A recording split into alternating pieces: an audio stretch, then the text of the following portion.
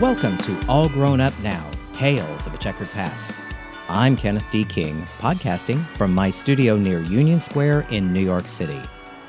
This podcast is an evolution of the tale, All Grown Up Now, A Friendship in 3 Acts. This is Season 2, and it's called Tales of a Checkered Past. It's a collection of short stories from my salad days on up to the present. In each podcast, another self-contained story will be presented. These podcasts will be broadcast bi-weekly, so you get 2 a month. Enjoy.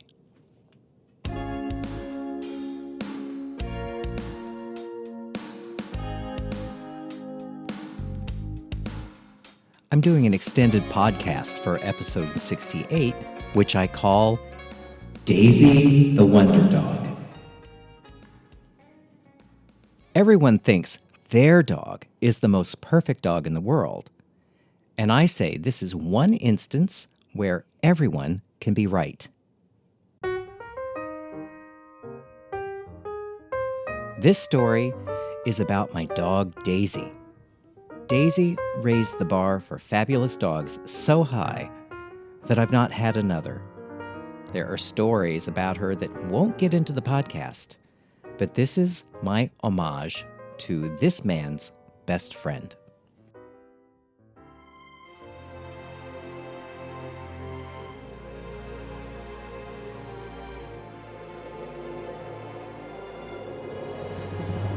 In the spring, the daffodils bloom in Union Square here in New York City. When I see them, it reminds me of my dog Daisy. She was the perfect dog, and this is her story. When I was growing up, we had a dog named Tina. Tina was a miniature poodle. She was a good dog. But to me, she was just one more chore, just one more way that Miss Ann could get angry and yell at us for not being perfect. So, when I moved out on my own, I vowed that I would not have a pet.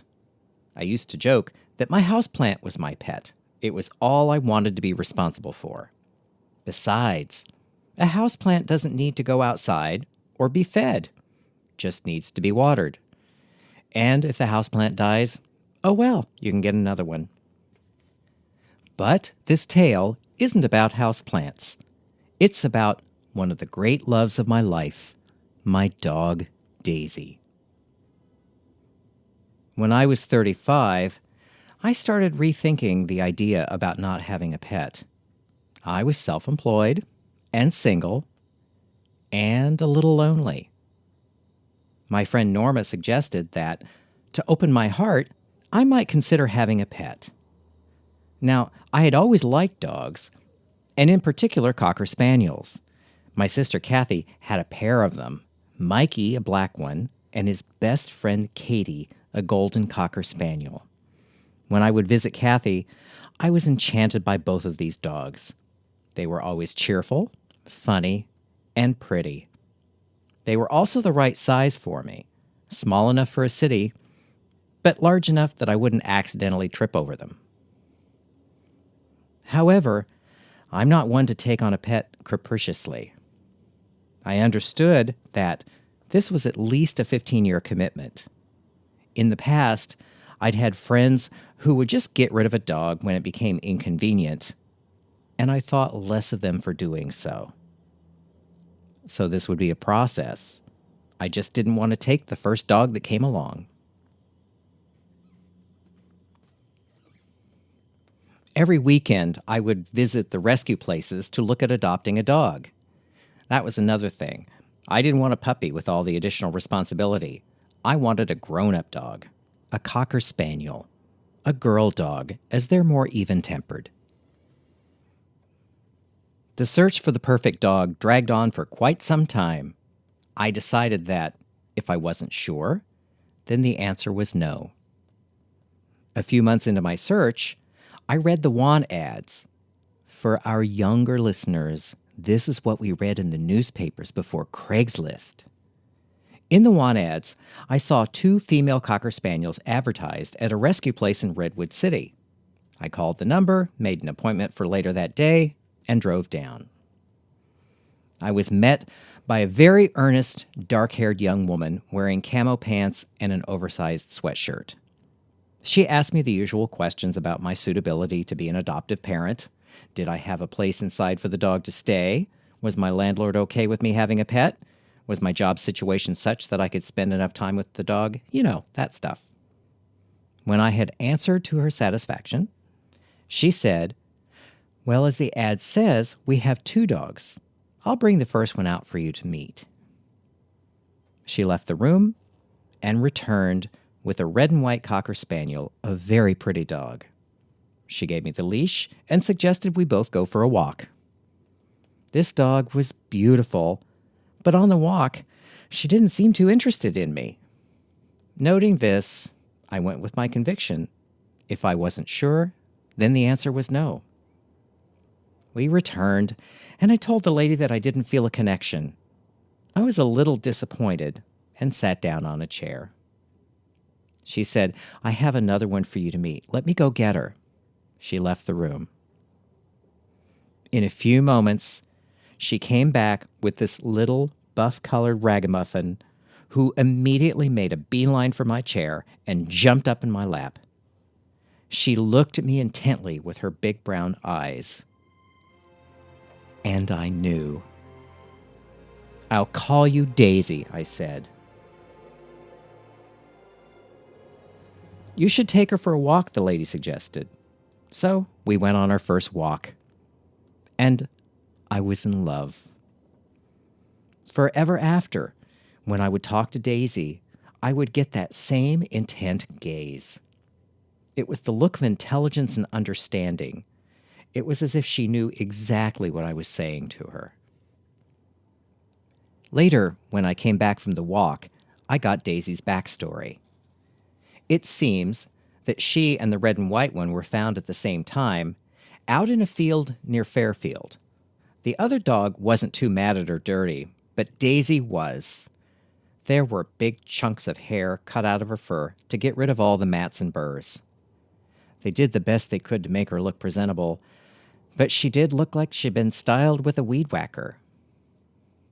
"And I named the pair Daisy May," the lady said. "It took you to know which one was Daisy. They were both inseparable, and I think they both belonged to the same people." Part of the paperwork involved a contract that required, among other things, that we visit the veterinarian for a checkup and mandatory obedience training. She had been spayed and had a tattoo on her tummy in case she went missing again, so they could identify her. This was in the days before the microchips. As dark was descending, I led Daisy to the car, and we drove home. It was the start of a beautiful friendship.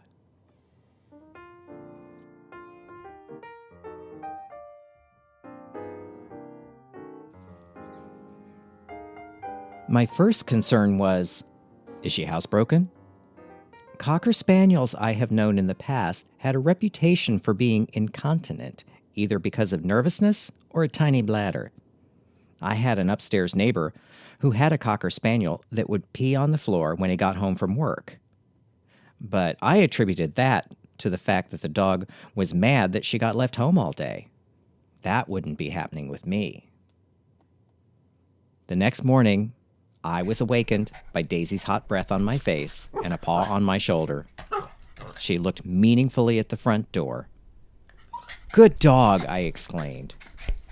So she was housebroken. Thank God. Every morning from then on, we had a little ritual. Daisy would tap dance, toenails on the hardwood floor, in front of my bedroom door. She'd walk back and forth a few times and then stop, listening for me to get up. I would lie there quiet. Then she'd start tap dancing again, stop, and listen. No movement. Then she'd let out an exasperated sigh. And then she'd do it again. When she really wanted me to get up, there was a special bark she gave. And that meant, "Get up, I'm not messing around, get up." And I'd get up.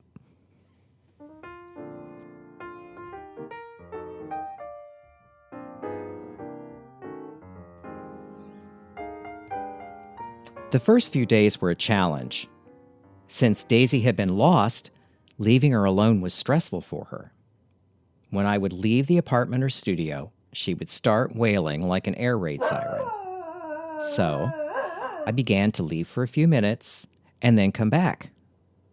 I figured this would show her that I would indeed come back. Over the next couple of weeks, the interval that I'd be gone would progressively be longer and longer and longer, until one day there was no more howling. She finally trusted that I would return. The next task was finding the obedience training.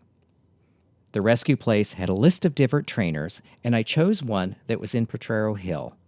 The man running the training was an officious gay man who first off let everyone know that he could make any dog do anything he wanted. He was that good. Since he had gotten a good recommendation from the rescue place, I signed up. Now, I recommend training for anyone who has a dog.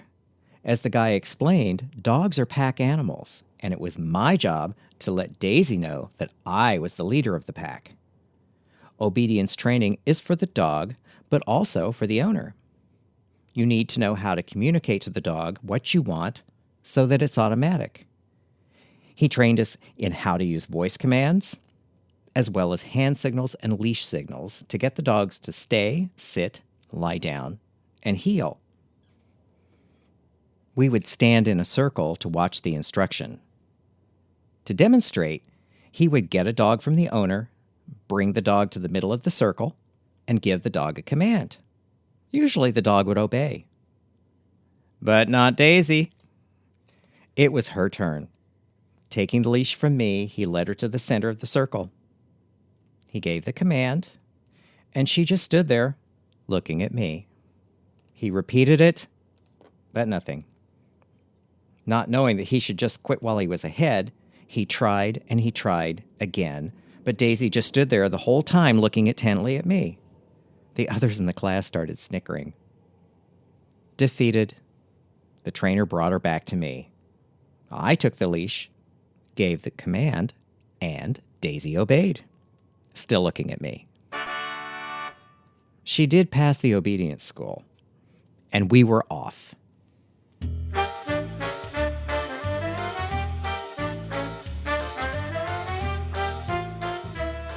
Daisy quickly adapted to my routine. I brought her to the studio every single day, one of the benefits of self-employment. Whether we walked or drove, she was always there with me.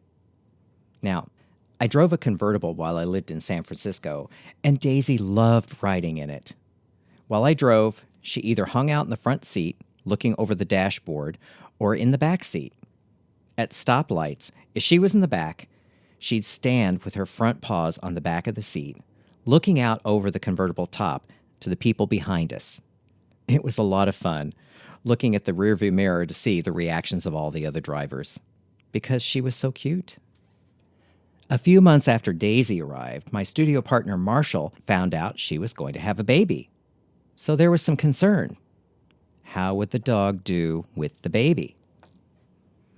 This concern was answered soon after she had little Reed. Marshall used to bring baby Reed in one of what I call those baby buckets, which she would sit on the floor beside her as she worked. At first, she wouldn't let Daisy into her space. But one day, Marshall left the door open when she went to get the mail. She came back upstairs to find Daisy standing, looking intently at baby Reed, not moving. From then on, Daisy became the babysitter. Marshall would bring baby Reed in, Daisy would trot over to Marshall's studio, and I would only see Daisy to go to lunch or go outside. If Reed got to fussing, Daisy would run to Marshall, swat the back of her legs, and look at her as if to say, "Get in there." One day I was working in the studio, and I heard what sounded like a Rottweiler growling. Since I'd never heard this before, I ran into Marshall's studio only to find Daisy had the mailman backed into a corner. All her hair was on end, and her teeth were bared. Baby Reed was behind her. "Hey, guy, could you get this dog off of me?" he pleaded. "I just thought since the door was open to drop the mail on her desk." So I calmed Daisy down and held her so the mailman could get away. Then I gave her a few extra treats. Marshall came running in because she was downstairs and she heard the ruckus. "Well, I don't have to worry about leaving him alone," she said. Daisy, the attack guard dog. Eventually, baby Reed grew up enough to go to daycare. That meant that Daisy had nobody to guard. For months, every morning, she would go into Marshall's studio and wail like an air raid siren. Her baby was gone.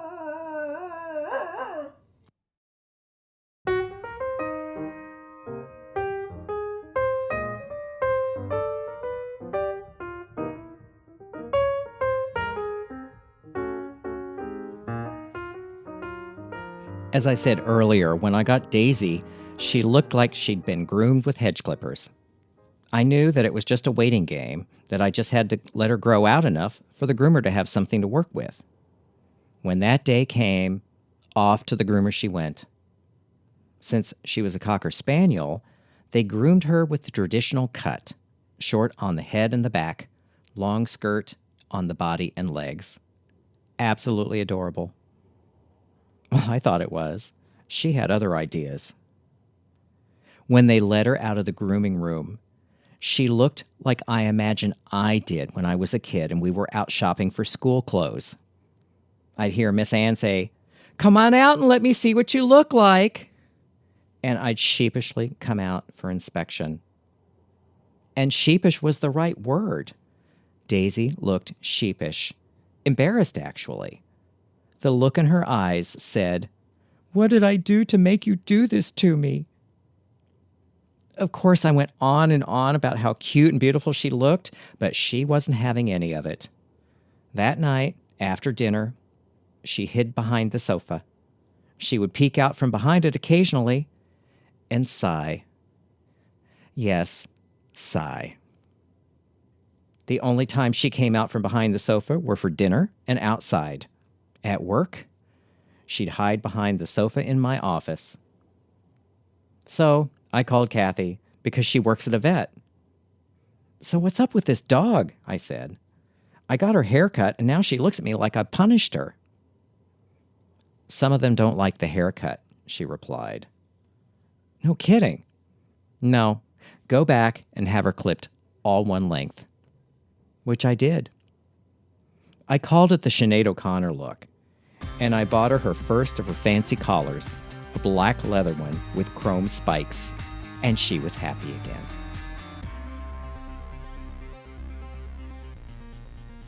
Over the years, Daisy had quite a wardrobe of collars. After the black leather and spikes came the first of the rhinestone collars. Now, pet stores have some rhinestone collars, but I soon discovered that the really good ones, the ones with 5 rows of rhinestones, came from the adult bookstores. I discovered this while passing, the one near my studio south of Market. I saw them in the glass case near the register and went in. The guy behind the counter wasn't convinced that I was actually buying it for a real dog, as it was rather expensive. When I told him this, his response was actually, "Uh-huh."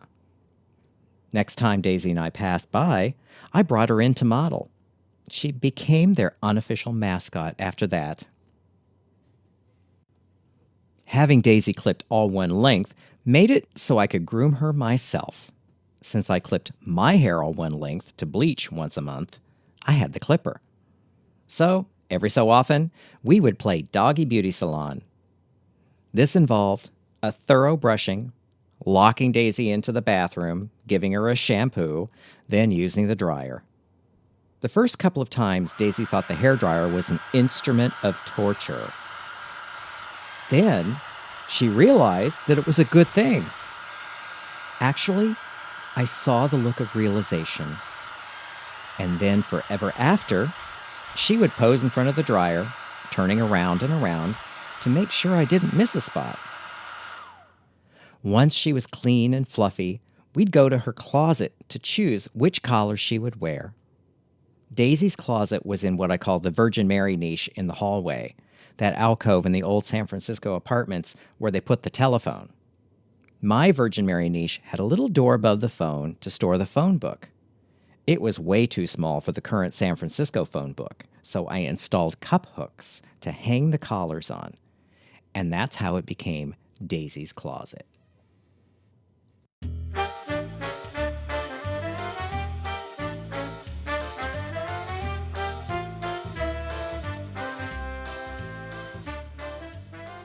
Dating when you have a dog can be a little bit complicated. I learned early on that if Daisy didn't like him, then they didn't pass the test. My first experience with this was a guy who lived in the East Bay. We'd get together at his place, but I always needed to go home because of Daisy. So one time he said, "Oh, bring your dog next time. I love dogs." I took him at his word. My mistake. The next visit, I let Daisy off the leash, and she did what dogs do. Started sniffing around, exploring, looking at everything.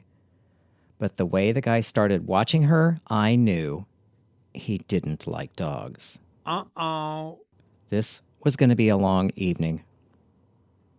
After dinner, the two of us were sitting on his living room floor talking.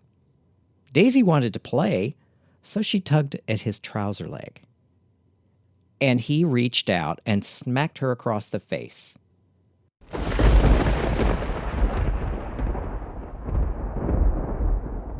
Oh my God, I was furious. I whirled around and shouted, "What did you just do?" "Oh, I just tapped her." "Bullshit! You struck my dog. I don't strike my dog. Nobody strikes my dog. How dare you strike my dog?" And then, now this is the only time I ever saw her do this, Daisy looked indignant. She got a wrinkle between her eyebrows, got up in his face, and went, if she'd had an opposable thumb, there would have been 3 snaps in a circle. She really told him. Looking at him, I said, "I can't be present for both of you, so I'm going to take my dog and go home." And off we went. Later, after I got home, he called, and he had some song and dance about wanting to get to know me, but, well, there's this dog. "And what's your point exactly?" I asked. "Are you suggesting I dump the dog for you? Because that's not going to happen. We're a package deal." And that's what we were. Love me, love my dog.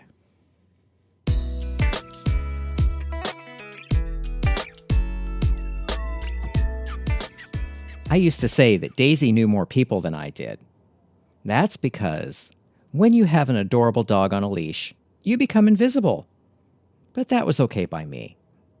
I enjoyed other people acknowledging that she was indeed a superior dog. Daisy knew her way through the neighborhood, or more specifically, she knew what I called the stations of the treats, meaning which coffee house, deli, or bodega would give her treats. If we walked to work, there was one set of stations of the treats. If we went to the Castro, there was another. One deli near my studio was called Tony Baloney's, and it was one of the stations of the treats. It also instituted what I called Doggy TV. Tony Baloney's was Doggy TV, the deli channel. Daisy knew that if we went in, all she had to do was stare intently into the cold cut case, Doggy TV, and since this channel was interactive, a piece of cold meat would fly over the counter and hit her in the head. Now, there were other Doggy TV channels. The pastry channel at the patisserie where I had breakfast, which was also interactive. Daisy loved croissants. The Birdie channel, which was at the pet store, wasn't interactive, but it was fun to watch. Daisy would make a beeline to the glass bird enclosure and watch the birds, fascinated. The Fishy channel, which was an aquarium at a neighbor's house, wasn't interactive either, but it would hold Daisy's attention for hours. but the window channel was her favorite.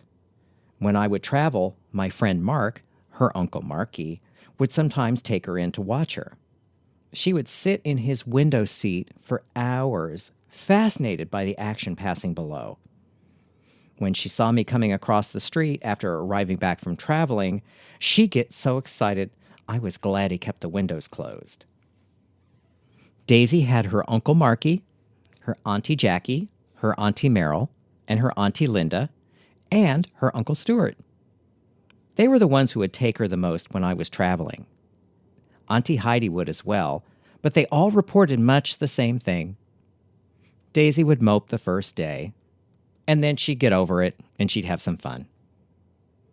Now, my friend Stuart didn't like dogs when we first met. However, Daisy decided that he was going to like her. Every time he'd visit, she would be her absolute cutest. But no. Then, one Sunday when I was teaching down on the peninsula and stuck, I called and asked him to go take her for a brief walk. "You have the keys to my place," I said. "Just 15 minutes, please." Grumbling, he did it. After I got home, I called to see how it went. "It was the most amazing thing," he said. "How so?" "Well, I just figured she'd know where to go, so I let her lead. She turned left out the front door, put her head down, and dragged me to Market Street, turned right, went down to the Castro, to 16th and Noe, to the restaurant La Mediterranee, to one of the outside tables. She didn't stop once." "Really?" I said. "Yeah. Then the waitress came out and said, 'Hey, Daisy.' Then she followed the leash back and saw that it wasn't you. So she quizzed me about how I came to have Daisy and where were you." "Really?" So I explained to her that I was just helping out. "Okay," I said. "Then what did you do?" And there was a pause. "Well, we had lunch." From then on, he was Uncle Stuart.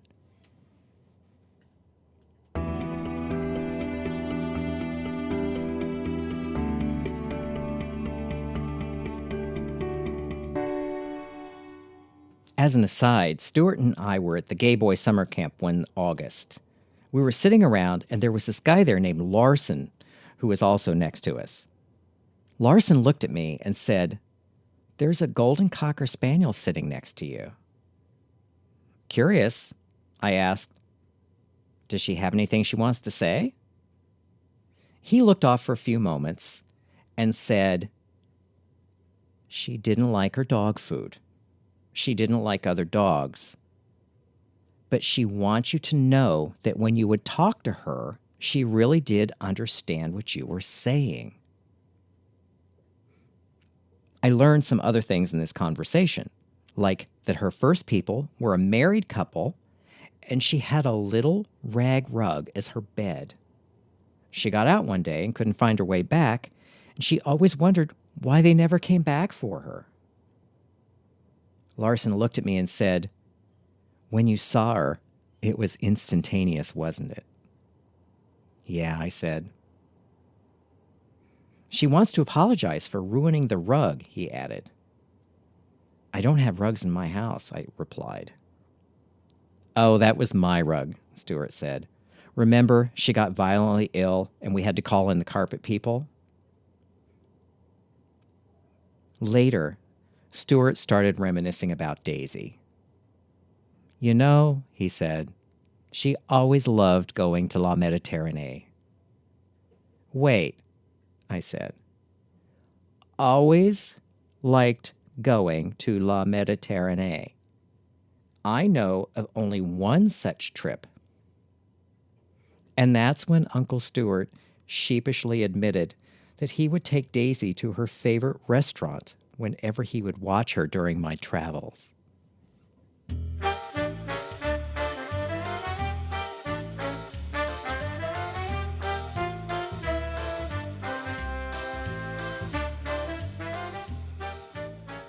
Stuart used to say that an intelligent dog was a challenge because you couldn't predict what they would come up with. And Daisy was quite intelligent. This is my best smart dog story. In her later years, Daisy had Cushing's disease, which made her ravenous. She was always hungry. One night I was eating takeout food at my kitchen table when I heard a knock on the door. I answered it and came back only to find Daisy on the chair with her feet on the table, finishing up my dinner. My fault, I thought. Next time, push the chair back from the table. A couple of weeks later, same thing. Knock on the door during dinner.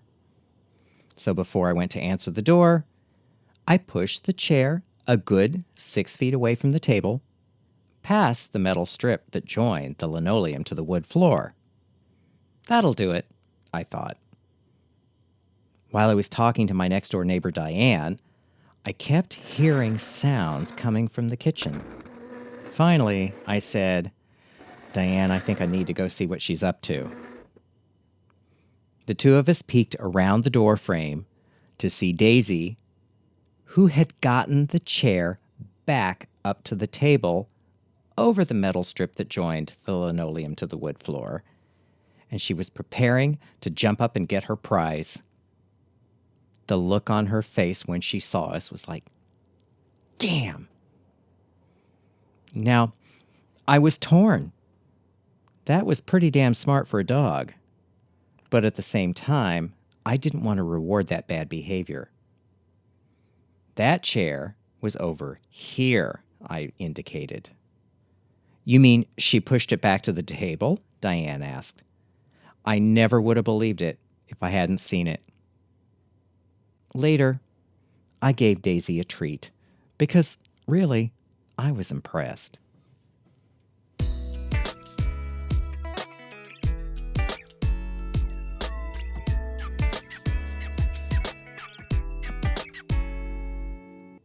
When I started preparing to move to New York, I got asked a preposterous question. What are you going to do with Daisy? Indeed. I would ask the questioner if they would adopt out their children if they moved to another city. The idea that I wouldn't take Daisy with me? Well, it was, in a word, stupid. My response was usually something like, well, she'll ride in the truck with me, putting her feet on the dashboard, playing with the buttons on the radio, and smoking cigarettes, of course. Daisy didn't really know what was going on. She just knew something was up. I started packing the studio on February 14th and the apartment a couple of weeks later. There was one particular Sunday near the departure date where I needed to get the major packing done in my apartment. This meant the apartment was full of boxes in the middle of the floor. Daisy had definite ideas on how things were to be, and she didn't like this at all. She ran around the apartment, barking at the top of her lungs.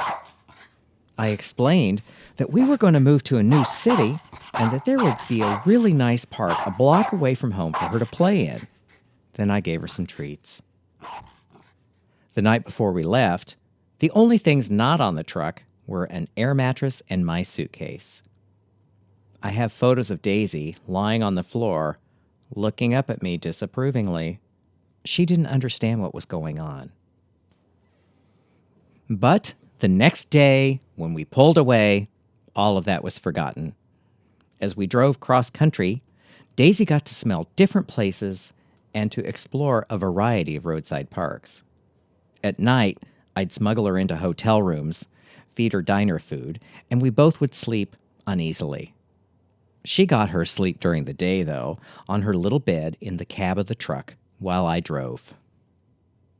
Midway through the trip, Daisy learned about this unusual thing, a backyard. I stopped at my sister Kathy's house in Oklahoma City to give her my car and leave some things for her to store. I also connected with some friends while I was there. As I said before, Kathy has dogs, and she also has a backyard. I thought this might be a treat for Daisy, getting to go outside for as long as she pleased and playing with other dogs. But no. Daisy was so used to going outside on a leash, on pavement, in a city, that she would hold it until I returned so I could actually take her out in front on a leash. She was definitely a city dog. When we arrived in New York, I took Daisy to see her new park. More specifically, I took her to the dog park inside Union Square. It was not successful. Now, when I went to rent my place, I thought, this is an ideal neighborhood. It has a Petco around the corner and a dog park. But Daisy never really liked other dogs. Her reaction when I let her in was one of indignation. Why? These other dogs were running up to her, not being properly introduced. She tried to get out, and it was obvious she didn't like it. So we left. I only tried that one other time. That didn't work either. It just made her pull me the other way when we'd walk through Union Square if it looked like we were going to get anywhere near that dog park.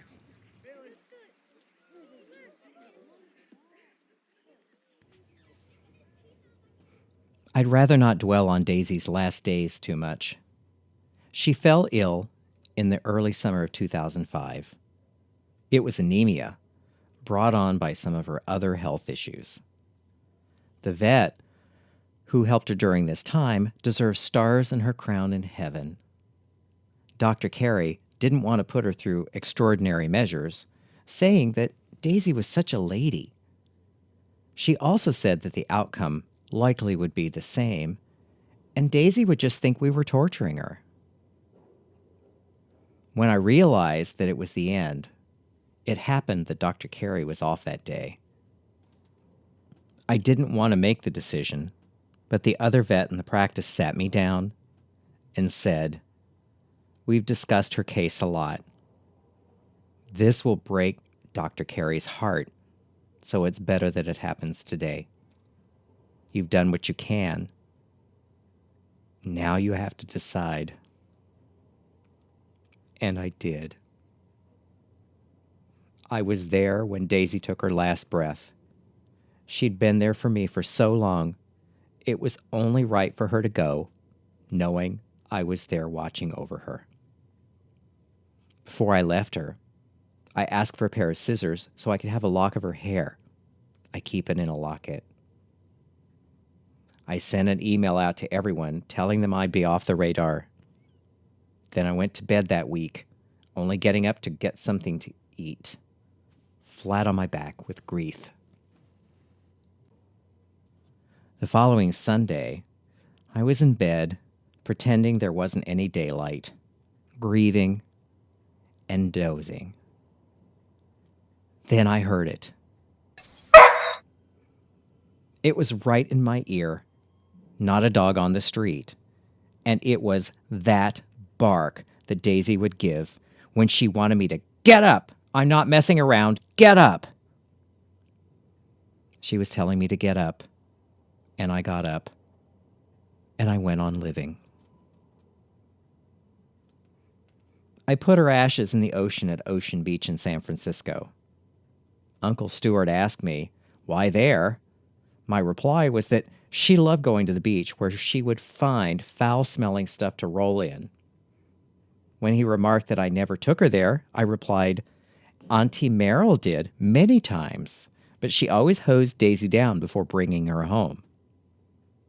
As I said, Daisy knew a lot more people than I did. In the spring, when the daffodils are in bloom, they remind me of one perfect moment in time. It occurred one sparkling spring morning in 2005. The path that bisects Union Square in New York was planted that spring in daffodils, which were in glorious bloom. Daisy and I were on our morning walk. She was greeting her friends and chasing the occasional squirrel.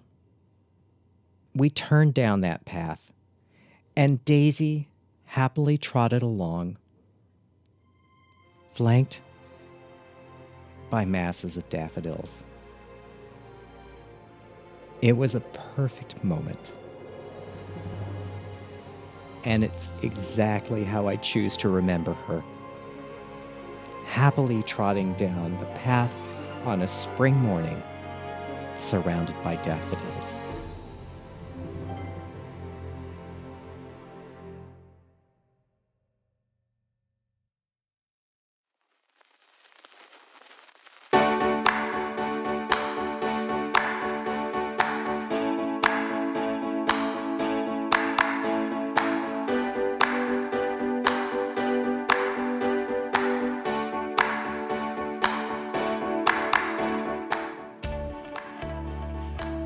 Thanks for listening. You can get the audiobook All Grown Up Now on iTunes, Audible, and Amazon, or from my website, allgrownupnow.com. You can subscribe to the podcast on iTunes, SoundCloud, Stitcher, Spotify, and Google Play. If you have any questions, you can reach me through the website, allgrownupnow.com. You can follow me on Instagram at Kenneth D. King, on Facebook at Kenneth D. King Design, or on my main website, kennethdking.com.